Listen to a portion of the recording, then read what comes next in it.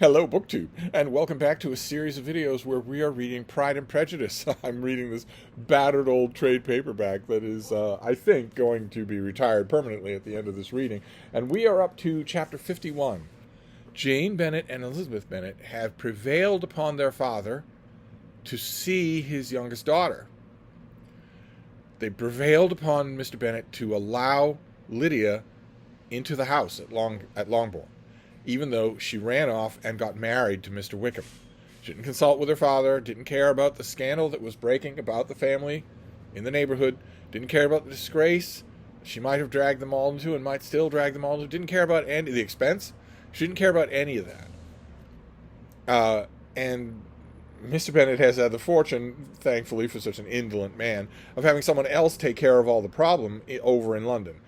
But he has said, originally says, well, okay, I'm laying out some money, I'm going to some inconvenience, but one thing you should all know for sure, she's never welcome back in this house. I will never look at her again. Jane and Elizabeth convince him to relent. And once Lydia is married, she does a victory tour of Meryton and comes home to Longbourn. And that's chapter 51, which is every bit as excruciating as you expect it to be. Their sister's wedding day arrived, and Jane and Elizabeth felt for her probably more than she felt for herself. The carriage was sent to meet them at such and such a location, and they were to return in it by dinner time. Their arrival was dreaded by the elder Miss Bennets, Jane more especially, who gave Lydia the feelings which would have attended herself had she been the culprit, was wretchedly in the thought of what her sister must endure. Of course, Jane is suffering for nothing, because Lydia doesn't have any moral sensibilities. They came. The family were assembled in the breakfast room to receive them. Smiles decked the face of Mrs. Bennet as the carriage drove up to the door. Her husband looked impenetrably grave, her daughters alarmed, anxious, uneasy. Lydia's voice was heard in the vestibule. The door was thrown open, and she ran into the room. Her mother stepped forwards, embraced her, and welcomed her with rapture, gave her hand with an affectionate smile to Wickham, who followed his lady, and wished them both joy, with an alacrity which showed no doubt of their happiness. Their reception from Mr. Bennet, to whom they then turned, was not quite so cordial. His countenance rather gained in austerity, and he scarcely opened his lips. The easy assurance of the young couple, indeed, was enough to provoke him. Elizabeth was disgusted, and even Miss Bennet was shocked. Lydia was still Lydia, untamed, unabashed, wild, noisy, and fearless. She turned from sister to sister, demanding their congratulations, and when at length they all sat down, looked eagerly round the room, took notice of a little alteration in it, and observed with a laugh that it was a great while since she had been there. Wickham was not at all more distressed than herself, and his manners were always so pleasing, that had his character and his easy marriage been exactly what they ought, his smiles and his easy address, while he claimed their relationship, would have delighted them all. Elizabeth had not before believed him quite equal to such assurance, but she sat down, resolving within herself to draw no limits in future to the impudence of an impudent man. She blushed, and Jane blushed, but the cheeks of the two who caused their confusion suffered no variation of color. There was no want of discourse. The bride and her mother could neither of them talk fast enough, and Wickham, who happened to sit near Elizabeth, began inquiring after his acquaintance in that neighborhood, with a good-humored ease which she felt very unable to equal in her replies. They seemed each of them to have had the happiest memories in the world. Nothing of the past was recollected with pain. And Lydia led voluntarily to subjects which her sisters would not have alluded to for all the world. They are shameless, both of them are. Imagine Wickham asking about his acquaintances in the neighborhood when he owes them all money. Only think of it as being 3 months, cried Lydia, since I went away. It seems but a fortnight, I declare, and yet there have been things enough happened in the time. Good gracious, when I went away, I am sure I had no more idea of being married till I came back again, though I thought it would be very good fun if I was. Fun. Her father lifted up his eyes. Jane was distressed. Elizabeth looked expressively at Lydia, but she, who had never heard nor saw anything of which she chose to be insensible, gaily continued, "Oh, mamma, do the people hereabouts know I am married today? I was afraid they might not. And we overtook William Goulding in his curricle, so I was determined he should know it. So I let down the side glass next to him and took off my glove and let my hand just rest on the window frame so that he might see the ring. and then I bowed and smiled like anything. Elizabeth could bear it no longer. She got up and ran out of the room. No doubt. How horrible, what horrible, stupid, ugly, embarrassing behavior. And returned no more, till she had heard them passing through the hall to the dining parlor. She then joined them soon enough to see Lydia, with anxious parade, walk up to her mother's right hand and hear her say to her eldest sister, "Ah, Jane, I take your place now, and you must go lower, because I am a married woman." It was not to be supposed that time would give Lydia that embarrassment from which she had been so wholly free at first. Her ease and good spirits increased.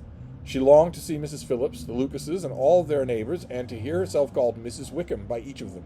And in the meantime she went after dinner to show her ring and boast of being married to Mrs. Hill and the 2 housemaids.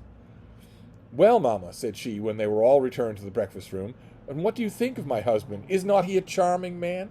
I am sure my sisters must envy me. I only hope they may have half my good luck.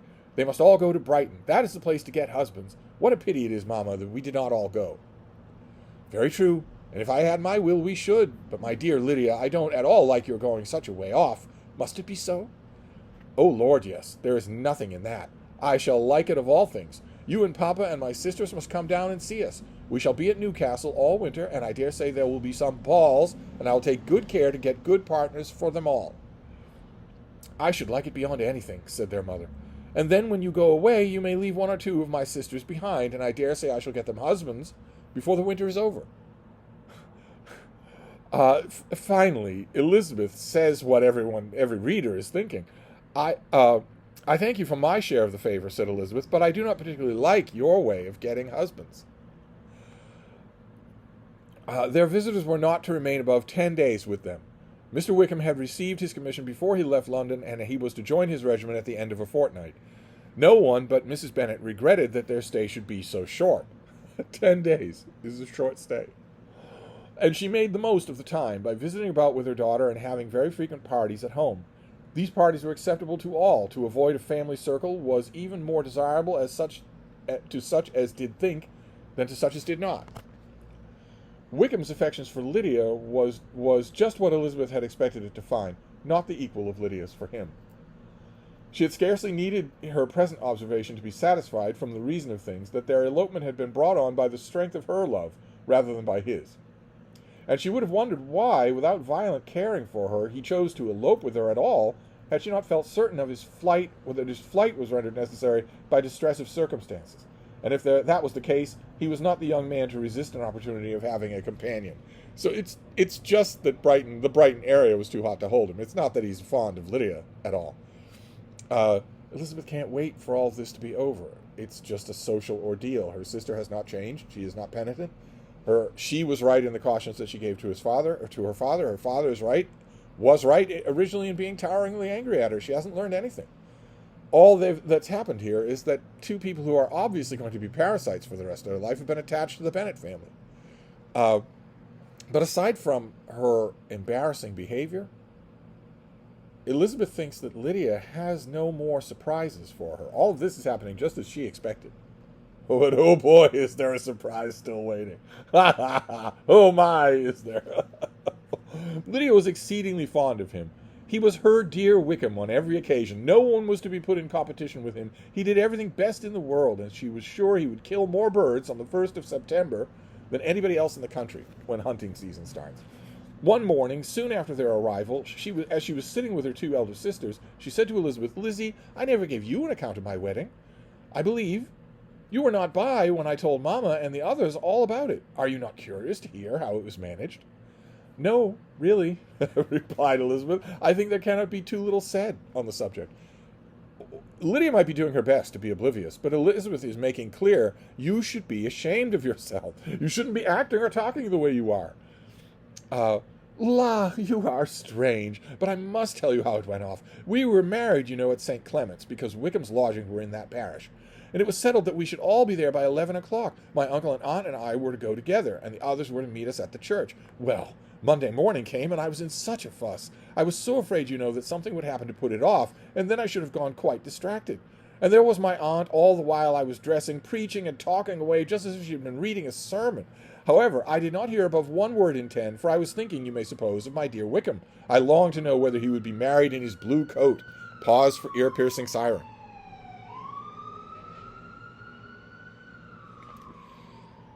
When one of you puts a playlist together of these things, it'd be great if you could cut those out, since I don't seem to be able to. Well, and so we breakfasted at 10, as usual, and I thought it would be that it would never be over. For, by and by, you are to understand that my uncle and aunt were hard unpleasant all the time I was with them. They are trying to do what Elizabeth is trying to do. Get some sense into this young woman. You should be ashamed. Your family has only narrowly saved you from being... Anyway, if you'll believe me, I did not once put my foot out of doors, though I was there for a fortnight. Not one party or scheme or anything. To be sure, London was rather thin, but however, the little theatre was open. Well, so just as the carriage came to the door, my uncle was called away upon business to that horrid man, Mr. Stone. And then, you know, when once they got together, there was no end of it. Well, I was so frightened I did not know what to do, for my uncle was to give me away, and if we were beyond the hour, we could not be married all day. But luckily, he came back again in 10 minutes' time, and then we all set out. However, I recollected afterwards that if he had been prevented going, the wedding need not have been put off, for Mr. Darcy might have done as well. Oh! What? What did this young idiot just say? Darcy was there? Darcy was at her wedding? Mr. Darcy, repeated Elizabeth in utter amazement. Oh, yes, he was to come there with Wickham, you know. But gracious me, I quite forgot. I ought not to have said a word about it. I promised them so faithfully. What will Wickham say? It was to be such a secret. If it was to be a secret, said Jane, who was there, of course, it's not just Elizabeth alone, say not another word on the subject. You may depend on my seeking no further. Oh, certainly, said Elizabeth, though burning with curiosity. We will ask you no questions. Thank you, said Lydia, for if you did, I should certainly tell all, and then Wickham would be angry. On such encouragement to ask, Elizabeth was forced to put it out of her power by running away. She can't restrain herself. She has to leave the room. But to live in ignorance on such a point was impossible, or at least as impossible as not to try for information. Mr. Darcy had been at her sister's wedding. It was exactly a scene, and exactly among people where he had apparently least to do, and least temptation to go. Conjectures as to the meaning of it, rapid and wild, hurried into her brain, but she was satisfied with none. Those that best pleased her, as placing his conduct in the noblest light, seemed most improbable. She could not bear such suspense, and hastily seizing a sheet of paper, wrote a short letter to her aunt, to request an explanation of what Lydia had dropped, if it were compatible with secrecy which had been intended. You may readily comprehend, she added, what my curiosity must be to know a person unconnected with any of us, and comparatively speaking a stranger to our family, should have been amongst you at that time. Pray write instantly and let me understand it, unless it is for very cogent reasons to remain the secret in which Lydia seems to think necessary. I must then endeavor to be satisfied with ignorance. Not that I shall, though, she added to herself as she finished the letter, and my dear aunt, if you do not tell me in an honorable manner, I shall certainly be reduced to tricks and stratagems to find it out.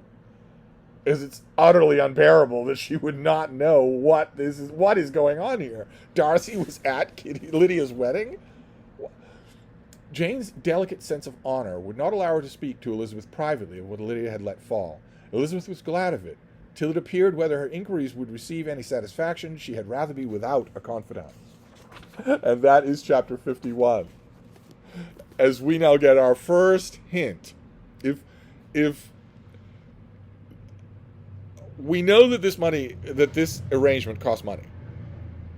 And we know that Mr. Gardiner in London is offering his sureties to Wickham's creditors there. And wants Mr. Bennet to do the same thing in Meryton. Okay, if that isn't a hint, I could see where that wouldn't be. This is the first major hint that this whole thing, the near disgrace of Elizabeth's sister with Mr. Wickham, who was such a boil to Mr. Darcy, that in this whole thing, Mr. Darcy has been active. Not just a name in the background, but active. He was at the church, for Pete's sake. He might have given Lydia away in marriage if Mr. Gardiner had been detained. I don't think I don't think there's an indifferent reader in the house right now. You're all on the edge of your seat. We will read the next chapter tomorrow and find out what on earth does Mrs. Gardner have to say about this. In the meantime, I will wrap this up, and I will see you soon. Thank you.